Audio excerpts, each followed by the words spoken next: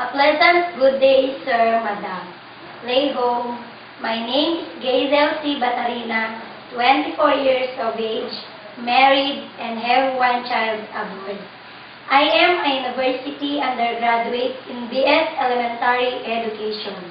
Now, I am a full-time mother to my one child, doing all the responsibilities such as go to market, cooking, cleaning the whole house, ironing, and giving bath to my son, reading storybooks for him, and teach him the ABC alphabet, as well as I am a full-time hard-working mother to my family. I am applying as a domestic helper in abroad for me to support the financial needs of my whole family. I'm learning how to speak a little bit Cantonese like Cheche, Popo, Kong Kong, Play Home, Jaime, Zingatan. I have one child, sir, madam. I hope you will consider and give me a chance to work with your family.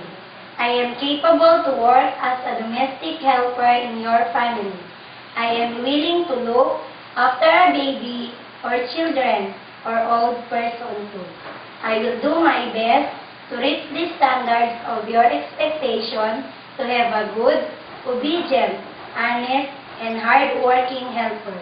Thank you very much, sir, madam. Have a nice day and God bless.